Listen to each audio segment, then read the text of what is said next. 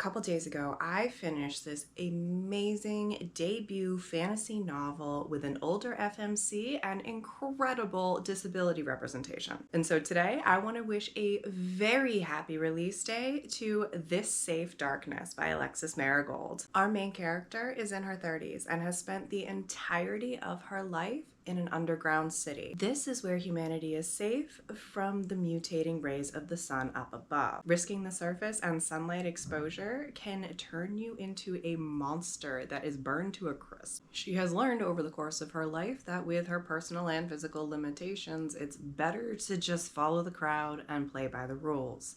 She still believes it even after her divorce, when she is relegated to the lowest tier of society. She is going to keep her head down and do whatever is possible to avoid being drafted for the hunt. Because every year, 10 childless and unwed women are drafted to head above and try to fight away these monsters. While they're heralded as huntresses, most understand that they're really closer to sacrifices. And our protagonist sees her best friends at risk as much as herself, and she will do absolutely anything to protect them. And it's this fear for her loved ones that prompts the escape attempt. But everything goes sideways when she accidentally places her exposed hand into unfiltered sunlight. I really enjoyed this one.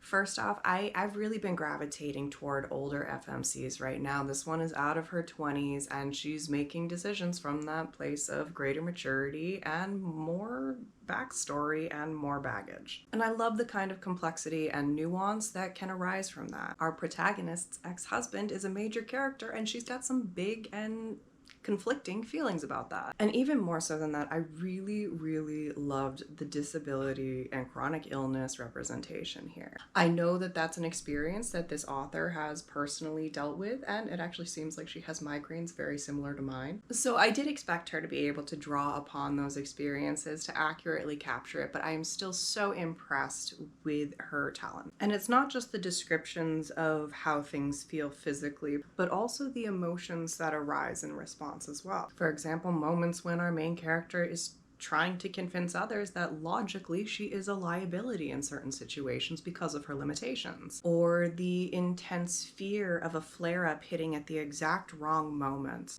the feeling of gritting your teeth and forcing yourself through and flare-up you know is becoming imminent because you have to right now and you can deal with the consequences later, as much as they suck. Or one thing I'm not sure I've ever actually seen portrayed in fiction is the mixture of resentment and guilt that can arise when you see your loved ones working hard to help. And this is all occurring in a gorgeous and unique fantasy setting. It's secondary to the plot. It just exists and is there, much like real disability, while you're still going about your life. It doesn't become a thing that needs fixing. It's a thing that she needs to learn to adapt to and live with. It's not supplanted by this fascinating magic system. It coexists alongside it. And I really do want to dive more into that magic system because I am fascinated by it. While this book can function as a standalone and it's not going to drop you off a cliff or anything, it is going to be the first in a planned series called Souls and Shades. So I'm really looking forward to a deeper dive into this magic system, into this world, into these characters, and I'm looking forward to meeting more of them. As I said, This Safe Darkness is a debut novel coming out today. I am really excited to see where Alexis Maragold goes next, if she's going to put out the second installment of this series or give us an entirely new world next. I'll be looking forward to it for sure. As always, there is a longer write-up of all of this, along with all content warnings, available on my website at writing.hallidaynelson.com. And I want to know what you are reading too, because no matter how big this TBR pile behind me gets, I'm gonna let it keep growing.